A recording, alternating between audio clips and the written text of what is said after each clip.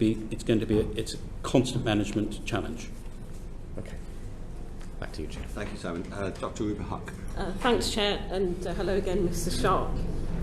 Look, I'm not going to rake over this murky, undisclosed loan gate because I wasn't there in 2021, but I mean, can you see how objectively, to someone like me or to an alien from another planet, it looks like there was a distinct lack of transparency when you came to this committee and your application was in, that when are there any skeletons in your cupboard question came, it wasn't revealed? Look, I can see now, certainly with the benefit of hindsight, that there are facts that I've shared with you about my introduction of Mr. Blythe, seeking seeking introduction to Mr. Blythe in this case that you weren't aware of, and I've heard loud and clear that this committee wish it was aware of it. I mean, are you grateful for the role of investigative journalism in exposing this? Because without that, we wouldn't know at all. We'd all still be in the dark. Well, look, I think it's, as much as I'm at the cutting edge of this in that sense, I think it's one of the things that makes this country great. And you would welcome more transparency. The other thing is, I mean, you're someone who's had dealings with both the current Prime Minister and the previous one.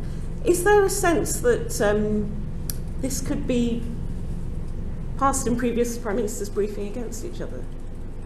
Because we know we've got a former Prime Minister who's been to the US, to Ukraine, to Davos in a I'm still here way.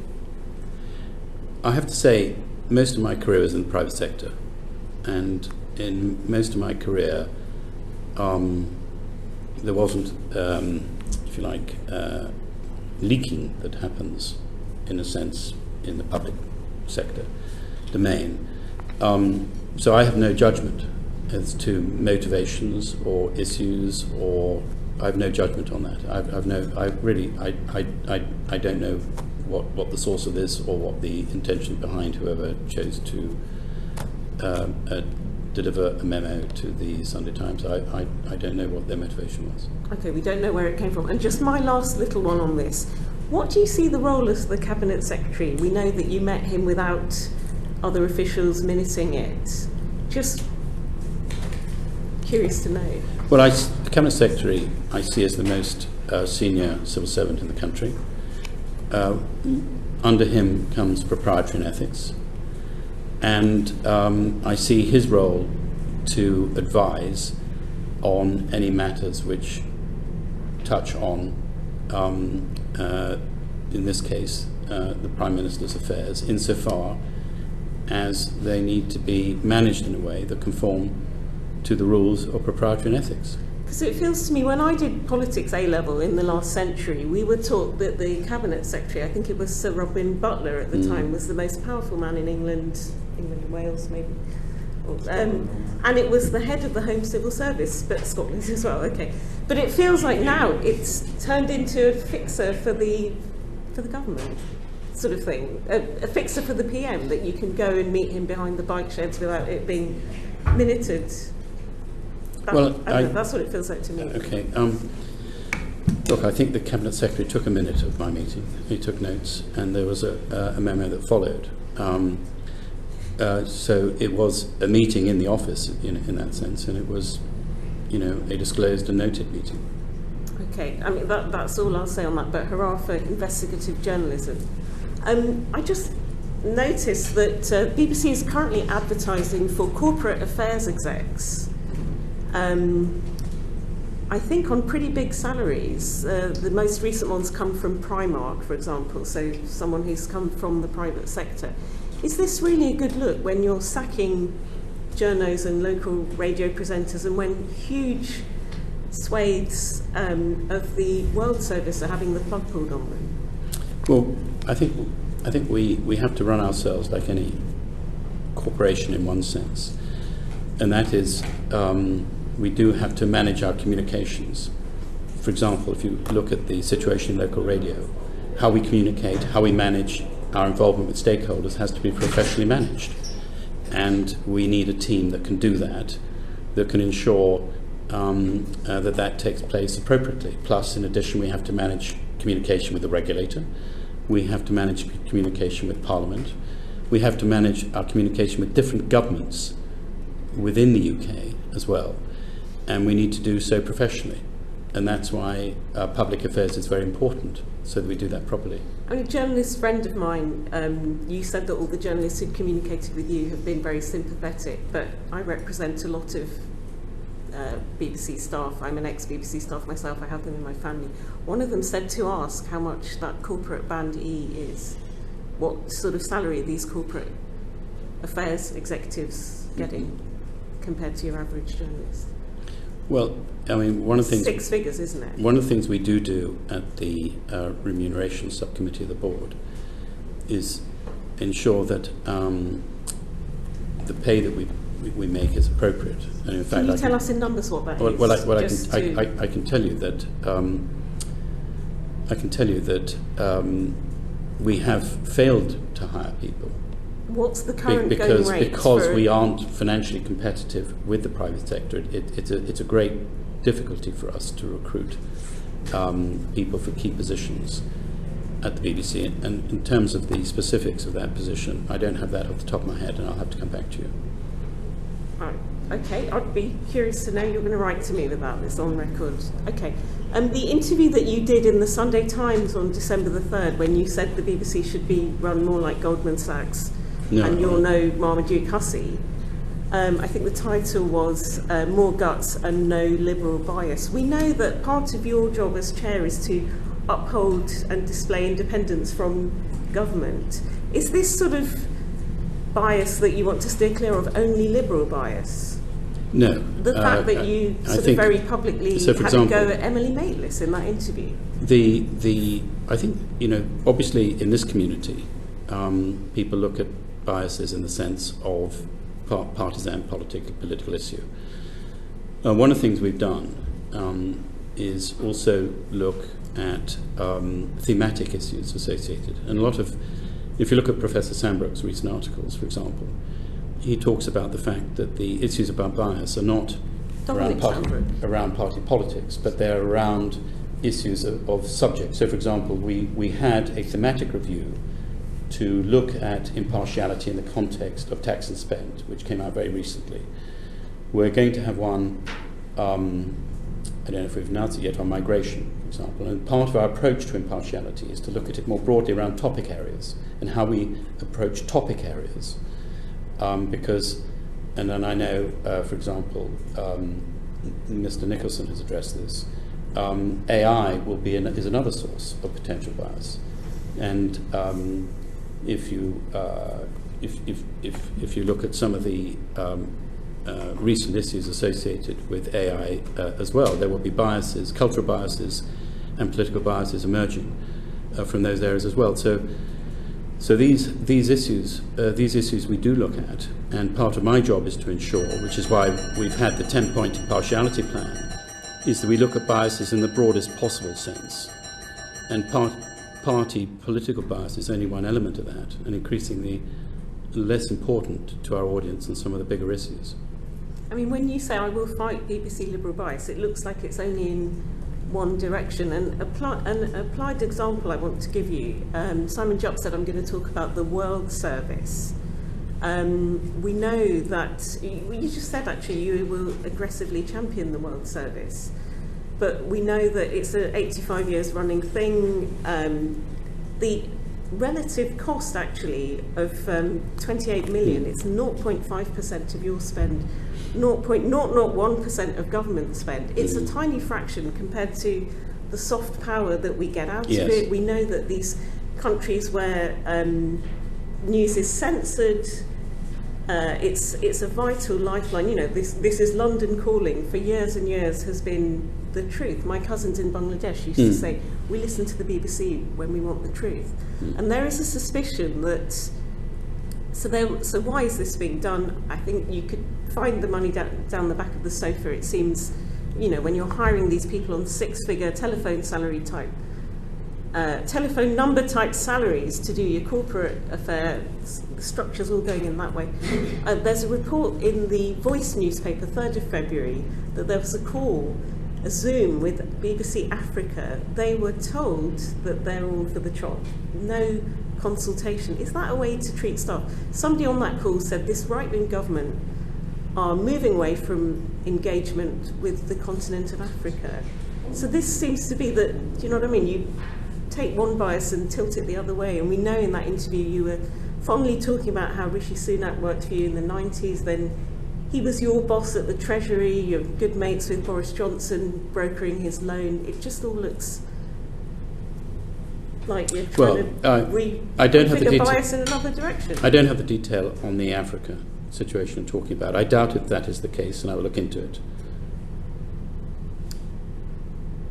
I mean, it just seems that you're sort of substituting a previous bias for it, which may or may not have occurred. Again, the attacks on Emily Maitlis, who was seen as an investigative journalist, the stuff that she did with Prince Andrew, are you not worried that there's even a kind of brain drain away from yourselves? A lot of big names have gone. Andrew Marr, Andrew Neil, they've all walked. Look, first of all, Emily Maitlis is a very fine journalist. I've always said that, and I believe that. So I wouldn't want that to be mischaracterised. We have lost talented people, but we also have a considerable amount of talented people within the BBC to fill those positions. And it is often true that for an organisation to work, you need fresh water flowing through it. Absolutely regret the loss of talent, and sometimes that's financial as well. You know, we aren't competitive with the private sector, and so you know, I'm touched by the amount of people who will work for the BBC, recognising they could earn considerably more in the private sector, but that the pressures of the pay and inflation in the media market and overcapacity in our well-funded competitors is going to continue to put a drain on our resources. That's unavoidable in the context of the financial constraints that we're operating within, and that is a competitive issue for the BBC that we need to be concerned about. I mean, the decimation of local radio that Simon Jupp referred to, again, that's going to cut off the normal pipeline that these people come up through. Well, we are we're seeking to make local radio more efficient. We're not seeking to end local radio. You know, we should always remember that if you look across, and this is partly one of the things that inspired me to come to the BBC, that the BBC plays a central role in the whole creative industries. We've lost, if you look at many of the independent film producers, if you look at much of the talent that's in the private sector, look at yourselves, many people came through the BBC and go into other professions. And that's part of what we do as a public service to the United Kingdom. It's part of our training exercise, where we populate well-trained people in the creative industries. And that's something we should continue to do as a public service broadcasters in that sense. And in some ways, welcome our contribution to the UK in nurturing talent and allowing it to flourish. I mean, everyone understands the need for modernisation, but is the merger of the news channel in BBC World going to erode your ability to serve communities of the UK, all communities of the UK? The fact that small quirky stories find exposure on BBC News Channel, that for, you know, it's a different audience altogether. You look, there's no doubt that part of our public service remit is to provide an adequate and excellent domestic news service. And this comes back to something we discussed earlier. This is an initiative from the executive to create operating efficiencies between our worldwide news and our domestic news, using technology to ensure that as far as the domestic audiences are concerned, they receive an adequate news. I'm sure this will be looked at by Ofcom as well, in terms of are we fulfilling our remit, and it will be looked at by the board in that sense after we see how the final product is delivered. And I'm sure that in doing it, they're conscious of the need to satisfy the domestic audience that they're receiving an appropriate service. And will investigative journalism, things like Inside Out, survive this? Well, it's up to the Director General to determine which shows go forward and not. But part of the BBC's remit will include, I'm sure, continue to include investigative journalism, both domestically and globally, including in Africa. And I'm grateful. I think last time we were talking about minority, black and ethnic programming, and so there's been some U-turn on that, so I have to give you credit for that. Grateful for that. Can you give that assurance that current journalists will have a future in the BBC? I think I asked you last time and you weren't able to say so. So we know that there's been some rowing back of the slashing of those programmes.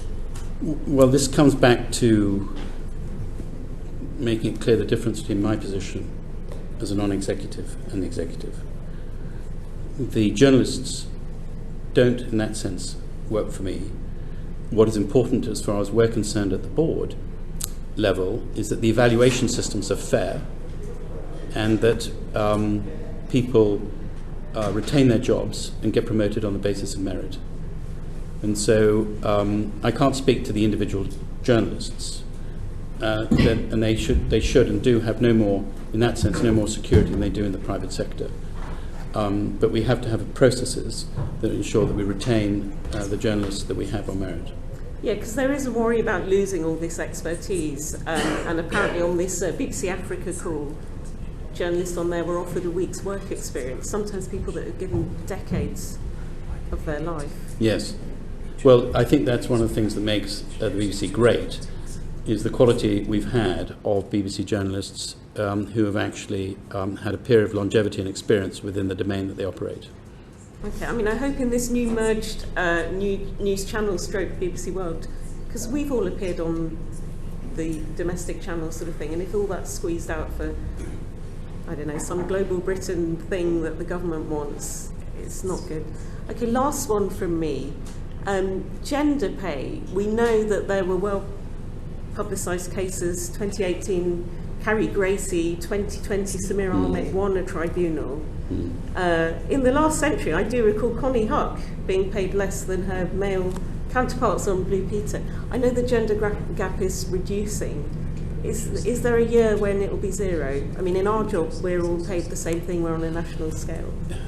I mean, gender pay is a complicated issue, and it also has to look at functions as well. So, for example, it's well known that technology, there are more men than women in that, in terms of the industry put broadly.